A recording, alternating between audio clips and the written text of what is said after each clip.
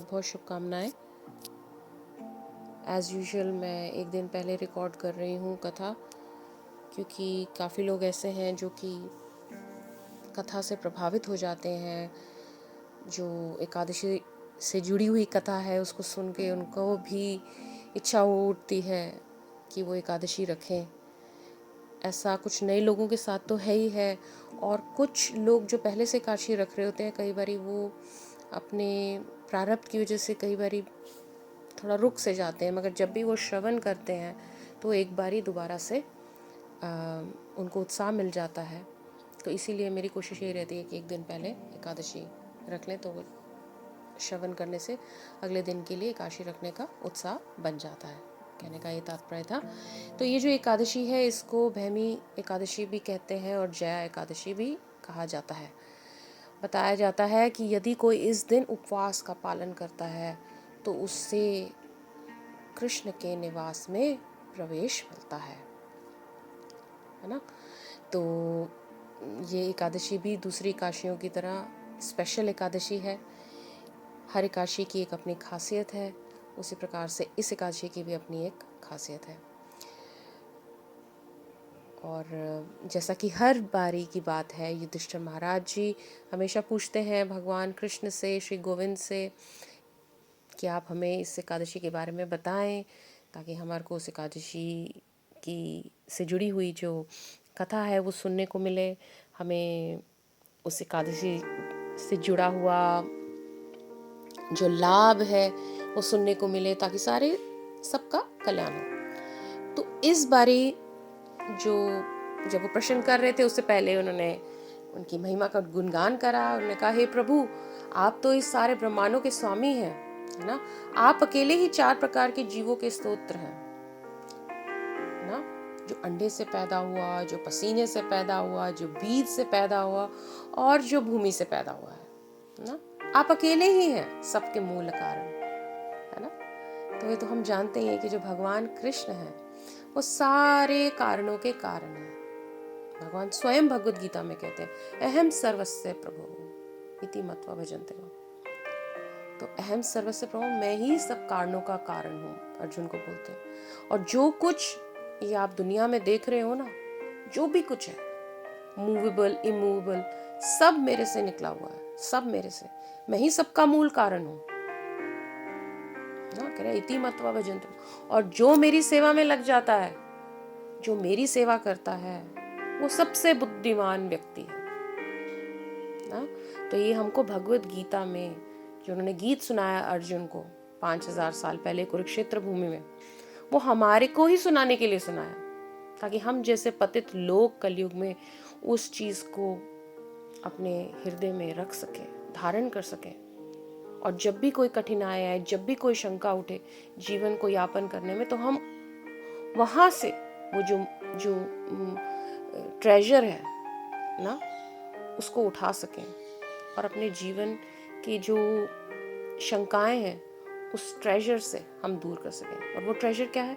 भगवत गीता के श्लोक, भगवत गीता का गीत जो भगवान ने अर्जुन को सुनाया, है ना। तो कभी कोई जीवन में किसी को ऐसे लग रहा हो कि भाई मैं भगवान का जो कर रहा हूँ उसका क्या फ़ायदा है, इससे क्या लाभ है, दुनिया में तो देखो कितना कुछ सबको लाभ हो रहा है।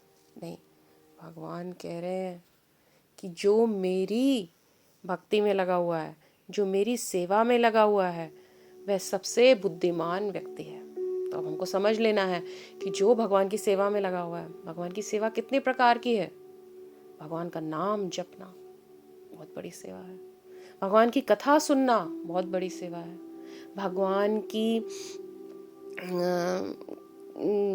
भगवान के धाम जाना कितनी सुंदर सेवा है ना। ठाकुर जी का श्रृंगार करना कितनी बड़ी सेवा है कि नहीं। तो जो भी भगवान की सेवा में लगा हुआ है वो सबसे बुद्धिमान है। अब कितनी सेवा में लगा है, मात्रा तो अब आप खुद ही सोच लीजिए कि कौन कितनी मात्रा में लगा है। जितनी मात्रा में आप सेवा में लगे हुए हैं, जितनी एनर्जी आप भगवान के लिए दे रहे हैं, उतना ही आप बुद्धिमान होते जा रहे हैं। ये भगवान स्वयं कह रहे हैं। तो हमको बहुत बुद्धिमान बनना है, हमको सही चीज़ चाहिए, है ना। इस दुनिया में हर कोई देखता है कि किसको हानि और लाभ में अंतर करता है ना, कि नहीं करता। हर कोई लाभ चाहता है कि नहीं चाहता? हम चाहते हैं ना, हम बिज़नेस करें तो हमारे पास बहुत पैसा है, हम बिज़नेस करें तो हमारे पास बड़ा नाम आए, हम कोई जॉब करें तो ऐसी करें कि भाई लोग पूछें कि क्या है, पढ़ाई करें और अच्छे मार्क्स लाएं तो कहें वाह वाह कि आप कौन हो, है ना, सुंदर लगे दिखे तो सारे कहें कि आप बहुत सुंदर लगे। तो लाभ देख रहे हैं हम, लाभ। मगर सबसे बड़ा लाभ कहाँ है हमारा? जो हमें दिखता नहीं है, क्योंकि वो आत्मा का है ना, और हम अपने आप को आत्मा ना सोच के शरीर सोच के बैठे हुए हैं, इसीलिए वो लाभ हमको दिख नहीं रहा। इसीलिए हमको विवेक की ज़रूरत है। खाली एकादशी कथा सुनने से नहीं कि भाई एकादशी कथा में क्या था क्या था क्या था, कहीं से भी सुन लिया, कहीं से भी पढ़ लिया और हमारी एकादशी कथा होगी, ऐसे नहीं होता। चलो कुछ ना करके कुछ तो अच्छा है, मगर जब आपको बैठे बिठाए भगवान ने, मतलब कहते हैं ना, एक थाली परोस दी है, सब कुछ दे दिया, अब मुंह में डालना भी नहीं, अगर डाल नहीं सकते या उसको चबा नहीं सकते तो उसमें भगवान क्या करें। इसीलिए कथा श्रवण जरूर कीजिए। किसी भी वैलिड संप्रदाय से जुड़े हुए साधु, महात्मा, भक्त, कोई भी अगर बोल रहे हो उसका श्रवण जरूर कीजिए, ताकि आपको वो सही जगह ले जाएं एक सही संदेश से, क्योंकि वह संदेश उनका अपना बनाया हुआ नहीं है, उनका नहीं है, हमारे शास्त्रों का है, जो हमारे महाजन गुरु वर्ग भगवान स्वयं ने दिया है ना। तो वो जब हम सही संदेश को लेंगे, है ना, सही संदेश पे अमल करेंगे, तभी तो हम सही जगह पहुंच जाएंगे, तभी तो हमारा सही माने में लाभ होगा। नहीं तो अगर किसी ने गलती से कह दिया कि किसी और चीज में लाभ है, तो आप उसी से प्रभावित होकर उस लाभ में लग जाएंगे जिसमें आपको कुछ नहीं मिलने वाला। तो भगवान साफ साफ इसमें बता रहे हैं कि जो मेरे से ही सब कुछ निकला और जो मेरी सेवा में लगा हुआ है ना, वो सबसे बुद्धिमान है। तो इसमें भी जो युधिष्ठिर हैं वो उनको बोल रहे हैं भगवान को कि हे गोविंद, आप सब कारणों के कारण हैं, आप ही निर्माता हैं, आप ही अनुरक्षक हैं और आप ही सहारक हैं। अभी सत्यला एकादशी गई है माघ महीने में, जनवरी फरवरी में, कृष्ण पक्ष में। अब ये दूसरी एकादशी आई है, अब आप इसके बारे में थोड़ा बताएं, जो कि शुक्ल पक्ष है। तो अब इसके बारे में आप बताएं ताकि मानव जन को आप इस एकादशी के लाभ के बारे में पता चले, एकादशी का पालन करने के बारे में पता चले, इसकी महिमा का, तो उनका कल्याण हो सके। तो भगवान श्री कृष्ण, श्री गोविंद उत्तर दिया कि हे युधिष्ठिर, मैं इस एकादशी के बारे में आपको हमेशा के जैसे ज़रूर बताऊंगा कि ये जो माघ के महीने में आने वाली एकादशी है, इसका क्या लाभ है और इसके पीछे क्या कथा जुड़ी हुई है। तो बताते हैं भगवान कृष्ण कि ये जो एकादशी है कि इतना मतलब सौभाग्य को आपका उजागर करती है कि जो कोई इस व्रत को रखेगा उसको मेरा निवास प्राप्त होगा। उसने पिछले जन्मों में किसी भी प्रकार के कोई पाप किए होंगे तो उनसे मुक्त होगा, है ना। जैसे कई लोगों पे भूत प्रेत चढ़ जाते हैं, इस प्रकार की भी कोई अगर सिचुएशन है तो एकादशी रखने से ना, एकादशी का पालन करने से या केवल श्रवण से ही उसको कितना लाभ होगा। तो बताते हैं कि बहुत समय पहले की बात है कि स्वर्गीय ग्रहों में, आप सभी जानते हैं कि स्वर्ग के जो राजा हैं वो भगवान इंद्र हैं, है ना। और जो मतलब अच्छे कर्म करते हैं, पुण्य बहुत करते हैं, उनको स्वर्ग प्राप्त होता है, मोटा मोटा बता रही हूँ। और जो लोग बुरे कर्म करते हैं उनको नरक प्राप्त होता है। और जो लोग थोड़े बहुत बीच के होते हैं वो ह्यूमन फॉर्म लेकर आ जाते हैं। और कुछ लोग 84 लोग योनियों में भटकते रहते हैं। मगर इन सभी तलों में हमको देखिए कुछ भी परमानेंट नहीं मिलने वाला, परमानेंट वास नहीं मिलने वाला। मतलब देखो, नीचों के तलों में तो कोई जाना ही नहीं चाहता, ह्यूमन योनि में भी आके मृत्यु तो मिलेगी सबको और दुख ही दुख है। भगवान बताते ही हैं, मामुपेत्या पुनर्जन्म शाश्वतम दुखालयम अशाश्वतम, ना, कि दुख से भरा हुआ है संसार और परमानेंट नहीं है। तो स्वर्ग की तरफ थोड़ा सा सोचते हैं लोग, तो स्वर्ग में तो क्या नहीं है, मगर स्वर्ग में भी आप हमेशा नहीं रह सकते, बिलियन ईयर्स रह के भी आपको वापस आना ही पड़ेगा, है ना। मगर जो कोई भगवान के धाम में चला जाता है ना, जो भगवान के धाम में चला जाता है, भगवान प्रॉमिस कर रहे हैं अर्जुन को, हमारे लिए, कि that person doesn't have to come back. जन्म कर्म च मे दिव्यम इवो यो वेति तत्वता त्यक्त्वा देहम पुनर्जन्म नैति मम इति सो अर्जुन, ऐसे कहके बोले हुए हैं।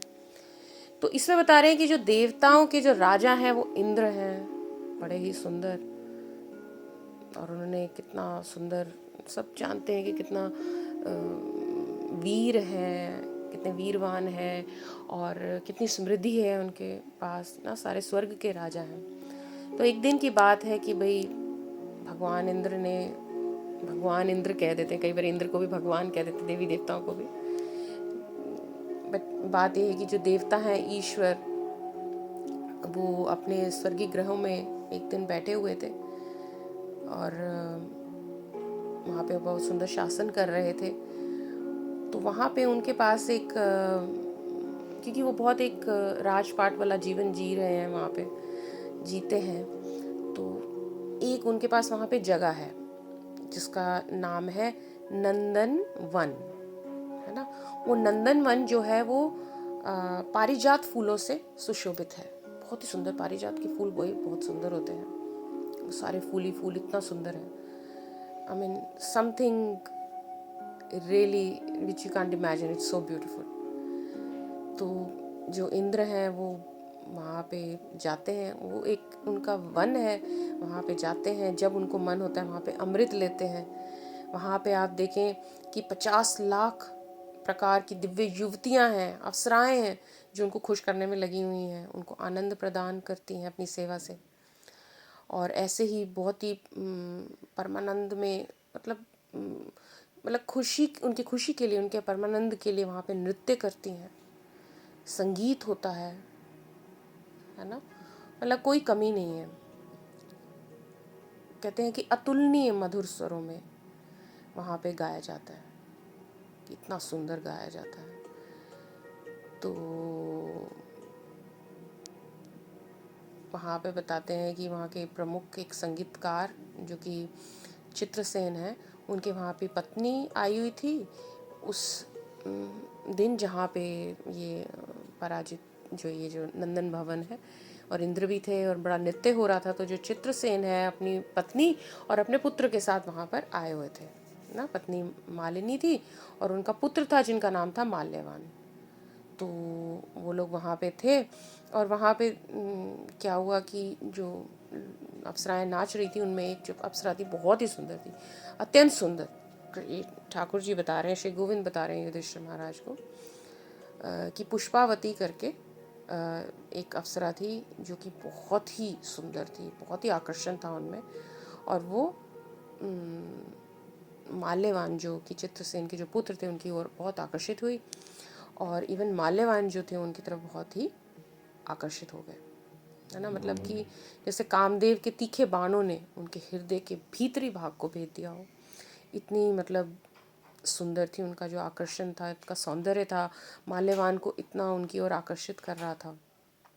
तो जो श्री गोविंद है वो बता रहे हैं उनकी मतलब सौंदर्य का वर्णन कर रहे हैं, बता रहे हैं कि उनकी भुजाएं जो थी वो इतनी सुंदर। तो श्री गोविंद जो है उनकी सुंदरता का वर्णन कर रहे थे युधिष्ठिर महाराज से कि उनकी जो भुजाएं हैं वो इतनी सुंदर है कि एक कोमल फंदे के समान है, कि उस फंदे में कोई भी फंस सकता है।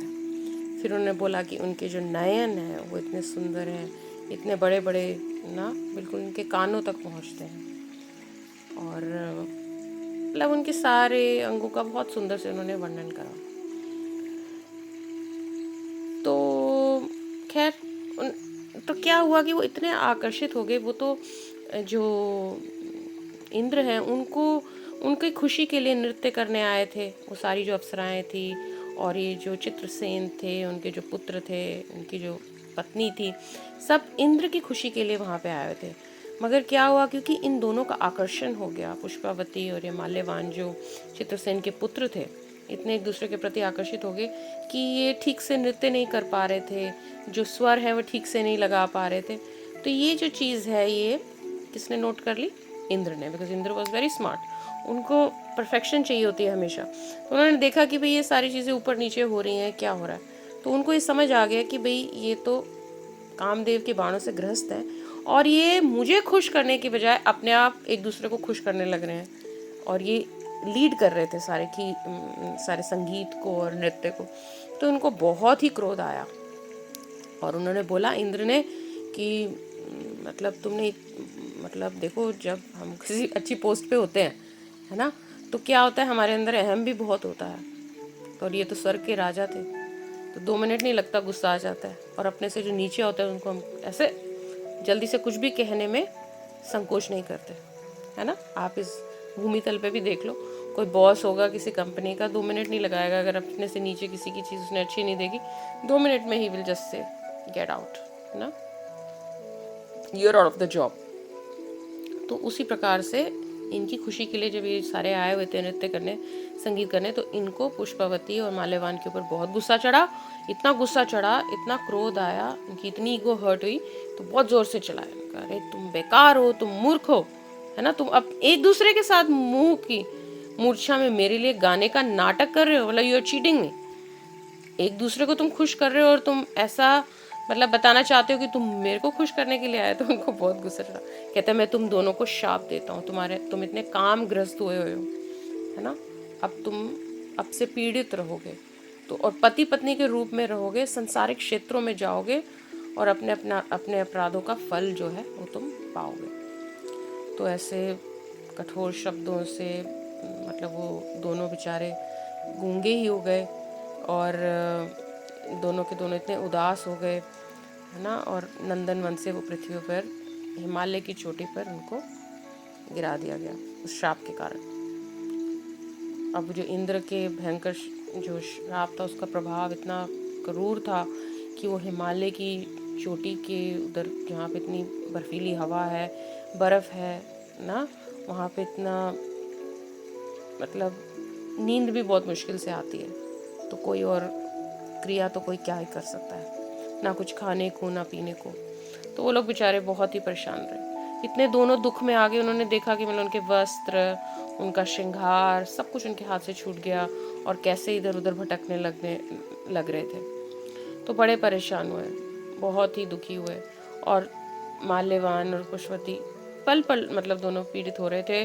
और जो माल्यवान है उसने बोला कि पुष्पावती, हमने ऐसा क्या किया होगा, उनको सब भूल गया था कि क्या किया होगा कि भाई हमको इतना बड़ा पाप सहना पड़ रहा है, कि हमको ना तो कुछ खाने को मिल रहा है ना रहने को मिल रहा है। गुफा सी तो थी जो थी, बट वहाँ पे भी इतनी ठंड थी कि उनसे रहना बहुत मुश्किल हो रहा था, मतलब लिटरली तड़प रहे थे। और तो उनको बहुत अपने मन में पश्चाताप हो रहा था कि ऐसा क्या घिनौना पाप कर दिया ना, कि ऐसे हम इन पिशाच शरीरों में हैं। और कितना मतलब जो वातावरण है वो बिल्कुल सहन नहीं हो रहा है ना, इतना क्रूर है, बिल्कुल नरकीय है। तो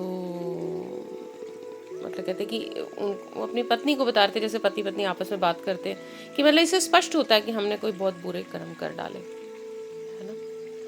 तो इससे मतलब हमें भी लेसन मिलता है कि हमें मतलब पापों से बच के रहना चाहिए। पाप हमसे जाने अनजाने में हो जाते हैं तो देखो कितना बड़ा हमारे को फल भोगना पड़ता है ना। तो ऐसे ही क्या हुआ, परेशान होते होते एक दिन की बात है कि देखिए उनको वहाँ पे ना तो कुछ खाने को मिल रहा था, ना पीने को, ना सोने को, रात को नींद भी नहीं आती थी, इतनी ठंड थी। तो एक दिन ऐसा ही हुआ, भटकते भटकते भटकते बिल्कुल ही निर्जल पे थे और एकादशी का दिन था और पीपल के पेड़ के नीचे वो बैठे रहे भटकते भटकते। और वहाँ पे ना तो मतलब देखो ना आप, निर्जल हो गया, रात्रि भर जागरण हो गया और एकादशी तिथि थी। तो अनजाने में भी अगर आप एकादशी तिथि का उपवास रख लेते हो तो क्या होता है, आपको उसका पूरा फल मिल जाता है। तो इसलिए ऐसा ही माल्यवान और ये पुष्पावती एक पीपल के पेड़ के नीचे जब गिर पड़े और वहाँ पे निर्जल हो गया और रात्रि भर जागरण हो गया, वो एकादशी का दिन ही था। उसी दिन उनके साथ ऐसा हुआ और उनको पूरी एकादशी का फल मिल गया। अगले दिन जब सूर्योदय हुआ तो उन्होंने देखा कि दोनों को मतलब इतने सुंदर जो कपड़े हैं, वस्त्र मिल गए, है ना। अपने उस जो जो उनका रूप होता था स्वर्ग में, वैसा उनको रूप वापस प्राप्त हो गया अगले दिन, द्वादशी के दिन, है ना। मतलब उनका जो आसुरी जो रूप था ना, उनको आसुरी रूप मिल गया था। Sorry, maybe I miss that point, पशाच जो कहते हैं, तो वो आसुरी रूप था, वो उनका मतलब उन्होंने त्याग दिया और एकदम से फिर से उनको दिव्य प्राणी की तरह वो लगने लगे। उनको चमकदारी जो आभूषण है ना, वो मिल गए। जैसे कि मैंने बताया, उनका रूप एकदम से उनको वापस मिल गया। और एक आकाश से इतना सुंदर हवाई जहाज़ आया, विमान आया उनके लिए, और उनको वो उसमें बैठे और वापस वह उस विमान के द्वारा उन्होंने वहाँ पे अपने स्वर्गीय क्षेत्रों में चले गए। और जैसे ही स्वर्गीय क्षेत्र में पहुँचे, सबसे पहले वो कहाँ गए? माल्यवान और पुष्पावती, इंद्र देवता की राजधानी अमरावती पहुँचे, है ना। और फिर उन्होंने अपने स्वामी इंद्रदेव के पास जाके उनसे प्रसन्नतापूर्वक प्रणाम उनको किया और उनको बोला कि भाई हमसे जो गलती हो गई हमें माफ़ कर दीजिए। तो माफ़ी तो दूर की बात, जो इंद्र देवता थे वो बड़े चकित रह गए। उन्होंने कहा, अरे तुम यहाँ पे कैसे आ गए? मैंने तो तुमको श्राप दिया था और इतनी जल्दी तुम्हारा श्राप पूरा कैसे हो गया? तो बड़े हैरान हुए। तो वो जानना चाहते थे कि क्या हुआ। तो उन्होंने बताया कि ऐसे ऐसे उनके साथ में एक दिन, क्योंकि वहाँ पे उनको कुछ खाने को नहीं मिल रहा था, पीने को नहीं मिल रहा था, एकादशी तिथि थी, और वो पीपल के पेड़ के नीचे आ बैठे थे और उन्होंने रात्रि भर जागरण करा, और उसके फलस्वरूप उनको अगले दिन, द्वादशी के दिन में ये वापस उनको अपना रूप मिला और एक विमान आया जो उनको यहाँ पे लेकर आया। तो जो इंद्र देवता थे वो बहुत प्रसन्न हुए। उन्होंने कहा, ओ, तो ये मतलब एकादशी तिथि की वजह से और भगवान कृष्ण की दया की वजह से तुम्हारे को ये सब वापस मिला। तो तुमने एकादशी तिथि की सेवा करी, तुमने एकादशी व्रत का उपवास करा, तुमने सेवा करी। इसका मतलब जब भी हम व्रत रखते हैं तो हम सेवन कर रहे हैं, सेवा कर रहे हैं भगवान की ना, भगवान को खुश करने के लिए हम ये व्रत रख रहे हैं। तो वो उनसे बहुत ही प्रसन्न हुआ और प्रभावित हुआ। उन्होंने कहा, तो मतलब तुमसे भगवान, तुमने एकादशी तिथि रखी, तुमने भगवान की सेवा करी, भगवान कृष्ण तुमसे खुश हुए, तो मैं भी तुम्हारा अब मतलब इंडेटेड हो गया हूँ, क्योंकि तुमने मेरे प्रभु की सेवा करी, और जो मेरे प्रभु की सेवा करता है मैं भी उसका सेवक बन जाता हूँ। तो उन्होंने उनसे माफ़ी मांगी और उन्होंने उनको प्रणाम करा। तो अनजाने में भी देखो, अगर हम एकादशी रख लेते हैं या भगवान की कोई भी, भगवान से जुड़ी हुई कोई भी क्रिया कर लेते हैं, तो हमारे को ज्ञानतावश भी सुकृति की प्राप्ति होती है ना। जितनी हमारी सुकृति बढ़ती जाएगी, है ना, सुकृति का मतलब होता है भगवान, भक्त और भक्ति से जुड़े हुए जितने भी कार्य हैं, जब हम करते हैं जाने में या अनजाने में, तो हमारा जो बैंक बैलेंस है वो बढ़ता जाता है सुकृति का, है ना। और वो जब हमारा बैंक बैलेंस भरपूर हो जाता है, अच्छा हो जाता है, तो हमें एक उच्च किस्म के साधु की प्राप्ति होती है, चाहे वाणी के द्वारा या फिर वापू के द्वारा। साक्षात दर्शन होते हैं, उनकी छत्र छाया में हम सारे कार्य करते हैं, या फिर उनकी वाणी सुन के किसी भी माध्यम से।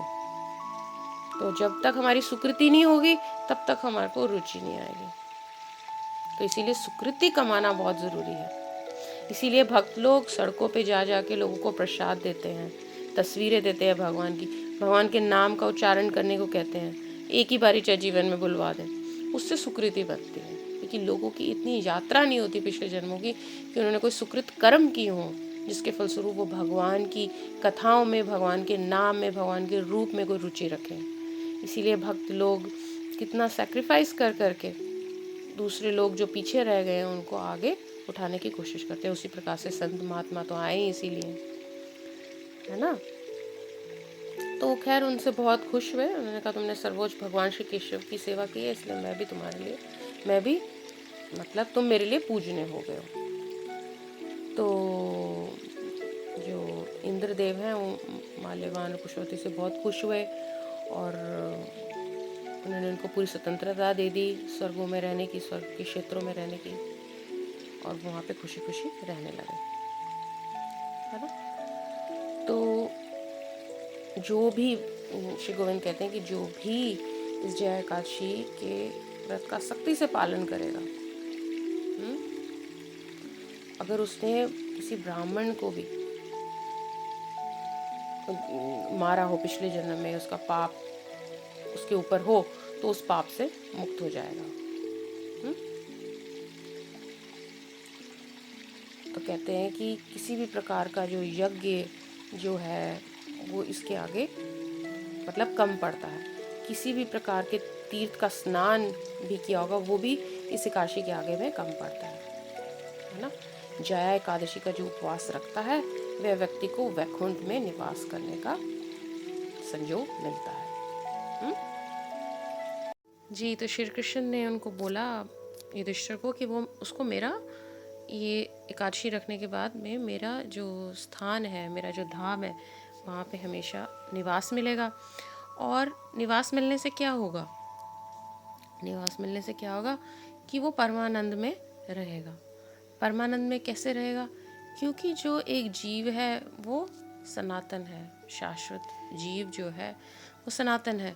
उसका जो घर है वो भगवान का धाम है ना। जब वो अपने घर पहुंच जाएगा ना, we feel at home, we are always comfortable at home. तो हम जब घर में जाते हैं अपने तो कितना कंफर्टेबल हो जाते हैं। तो उसी प्रकार से हम भी जब अपने घर जाएंगे तो हमको परमानंद की प्राप्ति होगी। तो अगर हम एकादशी रखते हैं या भगवान से जुड़ी हुई जो भी लिम्स हैं, जो भी अंग हैं, उनका इस कलयुग में अगर पालन करते हैं तो निसंदेह हम वापस जा सकते हैं। अब भगवान ने देखिए, अगर आप ये पूरी कथा सुनेंगे तो इसमें काम के बारे में बहुत ज़्यादा हाईलाइट किया गया है। इस जो कथा है ये पूरी कामग्रस्त, मतलब किस प्रकार से वो दोनों कामग्रस्त हो गए थे और उसकी वजह से इंद्र ने उनको ना श्राप वगैरह दिया। तो उसके बारे में ही भगवान एक कथा सुनाते हुए आगे युधिष्ठिर महाराज को ये बोलते हैं, कहते हैं कि हे युधिष्ठिर, धर्म विरुद्धो भूतेषु कमो अस्मि। कहते हैं मैं यौन जीवन हूँ, है ना, मैं यौन जीवन भी हूँ। तो बता रहे हैं मतलब पूरा है। कहते हैं बलम बलवतम चाहम काम रागा विवाजितम धर्म विरुद्धो भूतेषु कामोस्मि भरतर सभा।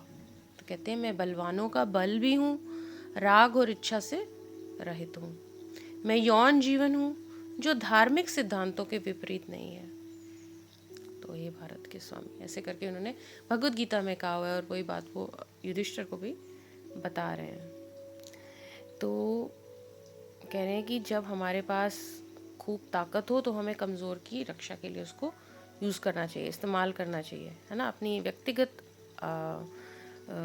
उसके लाभ के लिए नहीं, केवल अपने व्यक्तिगत लाभ के लिए नहीं।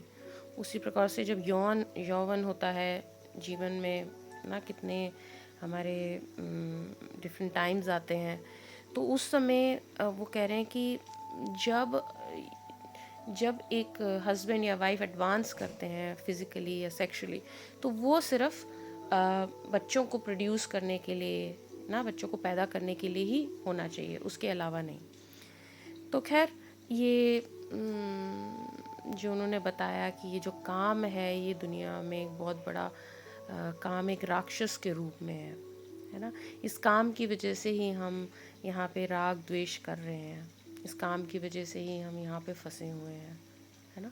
इस काम की वजह से ही हम यहाँ पे बार बार 84 लाख योनियों में आ रहे हैं। तो ये कैसे हट सकता है? ये जो काम है, ये यौवन में जीवन में हमारे को ये जो सारी सेंसेस लोगों को परेशान करती हैं, ये कैसे हट सकती है? सिर्फ ठाकुर जी की कृपा से और सद्गुरु की कृपा से ना। ठाकुर जी की कृपा से, कृष्ण बलराम की कृपा से जो बल देते हैं। और बलराम कौन है? नित्यानंद जी हैं। नित्यानंद जी खुद स्वयं आ गए हैं, हर कलयुग में नहीं आते हैं, हर कलयुग में नहीं आते, इसीलिए ये कलयुग धनी कलयुग माना गया है। इस धनी कलयुग में नित्यानंद, गौरंगा महाप्रभु, चैतन्य महाप्रभु आ गए हैं, स्वयं कृष्ण बलराम। अगर हम उनसे प्रार्थना करेंगे, वो भी जानते हैं कि जो कलयुग के जो प्राणी हैं वो बहुत पतित हैं, कामी हैं, क्रोधी हैं, लोभी हैं, सबसे बड़े कामी हैं, है ना। तो वो कैसे भगवान की तरफ अपना ध्यान लगा पाएंगे?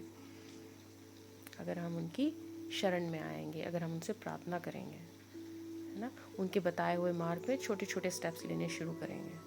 इतना इजी नहीं होता है जो बताया जाता है एकदम से उस पर अमल कर दिया जाए, मगर एटलीस्ट सुनने को तो मिलेगा, कभी ना कभी जाके तो कृपा मिलेगी।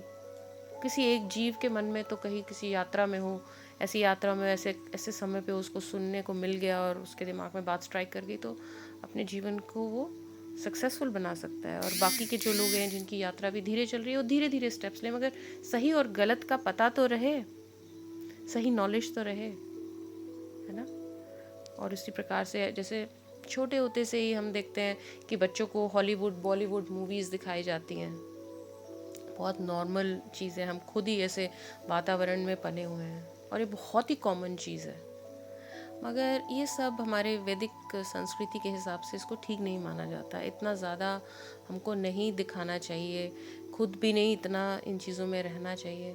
जितना हम आत्मा से जुड़ी हुई चीज़ों पे ध्यान देंगे, सुंदर बातों से ध्यान रहेंगे, सुंदर बातों में अपना ध्यान रखेंगे, तो ऐसा नहीं है कि आप गृहस्थ जीवन नहीं जी सकते, अपने पति के साथ पत्नी के साथ एक बहुत सुंदर जीवन जी सकते हैं, है ना। तो इतनी गंदगी नहीं चढ़ेगी, थोड़ी ही रहेगी और उसको उतारने में ईजी रहेगा। तो इसीलिए काम के बारे में ऐसे ही उन्होंने कृष्ण जी ने युधिष्ठिर महाराज को ये संदेश दिया और हमारे को भी यही संदेश दे रहे हैं। तो इसीलिए गुरु कृष्ण राधा रानी नित्यानंद गौरंग महाप्रभु की कृपा के बिना हम इस काम की भावना से मुक्त नहीं हो सकते हैं। अगर हम उनके बताए हुए वचनों पे चलेंगे, जैसे कि एकादशी रखेंगे, है ना, हम भगवान का नाम लेंगे, ग्रंथों का अध्ययन करेंगे और आगे आगे जाके मतलब थोड़ा बढ़ते जाएंगे, हमें और चीज़ों का पता चलेगा। अगर हम उनको थोड़ा थोड़ा पालन करते रहेंगे तो हम निश्चय ही ये जो हमारे डाकू हैं, जो चोर हैं, हमें लुटेरे हैं, जो हमारा धन लूटने में लगे हुए हैं, वो फिर नहीं लूट पाएंगे। ठीक है, इसी के साथ मैं विश्राम देती हूँ, मगर उससे पहले एक बार फिर से आप मेरे साथ नित्यानंद नित्यानंद नित्यानंद पुकारे। हे नित्यानंद नित्यानंद नित्यानंद नित्यानंद, हे नित्यानंद नित्यानंद नित्यानंद नित्यानंद, हे नित्यानंद नित्यानंद नित्यानंद गौर हरि, हे नित्यानंद नित्यानंद नित्यानंद गौर हरि, हे नित्यानंद नित्यानंद नित्यानंद गौर हरि। और फिर हम हरे कृष्णा मंत्र करेंगे, महामंत्र। हरे कृष्ण कृष्ण कृष्ण हरे हरे, हरे राम राम राम हरे हरे, हरे कृष्ण कृष्ण कृष्ण हरे हरे, हरे राम राम राम हरे हरे। अगर हम सुंदर से महामंत्र करेंगे, जो कि ये निर्देश दिए गए हैं नित्यानंद गौरंग महाप्रभु की तरफ से, ठाकुर जी राधा रानी की तरफ से शास्त्रों में, कि अगर हम महामंत्र करेंगे, नित्यानंद गौरंग महाप्रभु की शरण में जाएंगे और महामंत्र रूप ध्यान करते हुए करेंगे, है ना, कथाओं का श्रवण करते हुए करेंगे, तो निसंदेह हम इन स्तरों से ऊपर उठेंगे और हमारे को तब ये काम जैसे लुटेरे, क्रोध जैसे लुटेरे हमारा कुछ नहीं बिगाड़ पाएंगे। ठीक है, तो वांछकल्पा तरुभ्यश्च कृपा सिंधुभ्येव च पतितनां पावनेभ्यो वैष्णवेभ्यो नमो नमः। वृंदाय तुलसी देवियाय प्रियाय केशवस्य च कृष्ण भक्ति प्रदे देवी सत्यवती नमो नमः।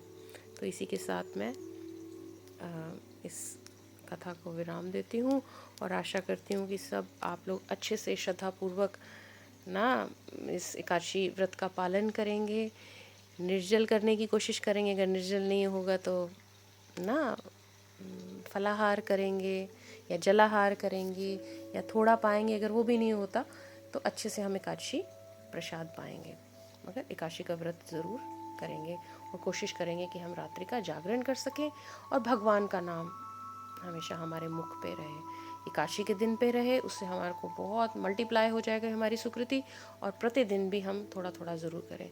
जो भक्त लोग हैं वो बढ़कर करें और ज़्यादा अधिक करें, और जो नए लोग हैं वो जितना मैंने बताया है वो तो करना ही है। हमेशा से बोलती रही हूँ 51 बारी तो नित्यानंद जी को पुकारना ही है और ज़्यादा पुकारें। और हरि नाम की 4 माला तो ज़रूर करनी ही है एकादशी के दिन, और प्रतिदिन अगर आप 2 माला कर सकें तो बहुत ही अच्छा आपको फल मिलेगा। एकादशी हमारी परलोक सुधार रही है, एकादशी देवी हमारे को फैसिलिटी दे रही है अपने पुराने जन्मों के पाप मिटाने के लिए, और हमें एक अभ्यास दे रही है, एक हमारे को रुचि दे रही है प्रतिदिन ये क्रिया करने की। क्या क्रिया? नाम करने की, भगवान के पास थोड़ा समय बिताने की। तो आप ऐसा ज़रूर कीजिएगा। ओके, हरे कृष्णा हरे कृष्णा हरे कृष्णा। जय नित्यानंदा जय नित्यानंदा जय नित्यानंदा। गौर हरि, है ना। और वो जब हमारा बैंक बैलेंस भरपूर हो जाता है, अच्छा हो जाता है, तो हमें एक उच्च किस्म के साधु की प्राप्ति होती है, चाहे वाणी के द्वारा या फिर वापू के द्वारा। साक्षात दर्शन होते हैं, उनकी छत्र छाया में हम सारे कार्य करते हैं, या फिर उनकी वाणी सुन के किसी भी माध्यम से। तो जब तक हमारी सुकृति नहीं होगी तब तक हमारे को रुचि नहीं आएगी। तो इसीलिए सुकृति कमाना बहुत ज़रूरी है। इसीलिए भक्त लोग सड़कों पे जा जा के लोगों को प्रसाद देते हैं, तस्वीरें देते हैं भगवान की, भगवान के नाम का उच्चारण करने को कहते हैं, एक ही बारी चाहे जीवन में बुलवा दें, उससे सुकृति बनती है। क्योंकि लोगों की इतनी यात्रा नहीं होती पिछले जन्मों की कि उन्होंने कोई सुकृत कर्म की हो, जिसके फलस्वरूप वो भगवान की कथाओं में, भगवान के नाम में, भगवान के रूप में कोई रुचि रखें। इसीलिए भक्त लोग कितना सेक्रीफाइस कर करके दूसरे लोग जो पीछे रह गए हैं उनको आगे उठाने की कोशिश करते हैं। उसी प्रकार से संत महात्मा तो आए ही इसीलिए, है ना। तो खैर उनसे बहुत खुश हुए। उन्होंने कहा तुमने सर्वोच्च भगवान श्री केशव की सेवा की है, इसलिए मैं भी तुम्हारे लिए, मैं भी मतलब तुम मेरे लिए पूजने हो गए हो। तो जो इंद्रदेव हैं वो माल्यवान और पुष्पवती से बहुत खुश हुए, और उन्होंने उनको पूरी स्वतंत्रता दे दी स्वर्गों में रहने की, स्वर्ग के क्षेत्रों में रहने की, और वहाँ पे खुशी खुशी रहने लगे, है ना। तो जो भी श्री गोविंद कहते हैं कि जो भी इस जया एकादशी के व्रत का सख्ती से पालन करेगा, अगर उसने किसी ब्राह्मण को भी मारा हो पिछले जन्म में, उसका पाप उसके ऊपर हो, तो उस पाप से मुक्त हो जाएगा। तो कहते हैं कि किसी भी प्रकार का जो यज्ञ जो है वो इसके आगे मतलब कम पड़ता है। किसी भी प्रकार के तीर्थ का स्नान भी किया होगा वो भी इस एकादशी के आगे में कम पड़ता है ना। जया एकादशी का जो उपवास रखता है वह व्यक्ति को वैकुंठ में निवास करने का संयोग मिलता है। और अनंत अनंत कोटि तक उसको मतलब अरबों युगों तक अनंत आनंद का आनंद लेने का योग्य भी वो होता है। तो इसीलिए हमारे को कहते हैं कि अतुलनीय मधुर स्वरों में वहाँ पे गाया जाता है, कितना सुंदर गाया जाता है। तो वहाँ पे बताते हैं कि वहाँ के प्रमुख एक संगीतकार जो कि चित्रसेन है, उनके वहाँ पे पत्नी आई हुई थी उस दिन जहाँ पे ये पराजित जो ये जो नंदन भवन है, और इंद्र भी थे और बड़ा नृत्य हो रहा था। तो जो चित्रसेन है अपनी पत्नी और अपने पुत्र के साथ वहाँ पर आए हुए थे ना। पत्नी मालिनी थी और उनका पुत्र था जिनका नाम था माल्यवान। तो वो लोग वहाँ पे थे, और वहाँ पे क्या हुआ कि जो अप्सराएं नाच रही थी उनमें एक जो अप्सरा थी बहुत ही सुंदर थी, अत्यंत सुंदर। ठाकुर जी बता रहे हैं, श्री गोविंद बता रहे हैं युधिष्ठिर महाराज को कि पुष्पावती करके एक अप्सरा थी जो कि बहुत ही सुंदर थी, बहुत ही आकर्षण था उनमें। और वो माल्यवान जो कि चित्रसेन के जो पुत्र थे उनकी ओर बहुत आकर्षित हुई, और इवन माल्यवान जो थे उनकी तरफ बहुत ही आकर्षित हो गए, है ना। मतलब कि जैसे कामदेव के तीखे बाणों ने उनके हृदय के भीतरी भाग को भेद दिया हो, इतनी मतलब सुंदर थी उनका जो आकर्षण था, इनका सौंदर्य था, माल्यवान को इतना उनकी ओर आकर्षित कर रहा था। तो जो श्री गोविंद है वो बता रहे हैं उनकी मतलब सौंदर्य का वर्णन कर रहे हैं, बता रहे हैं कि उनकी भुजाएं जो थी वो इतनी सुंदर थी। इमेजिन कीजिए कि आप एक कृष्णा प्रिया आ गया ना ऐड?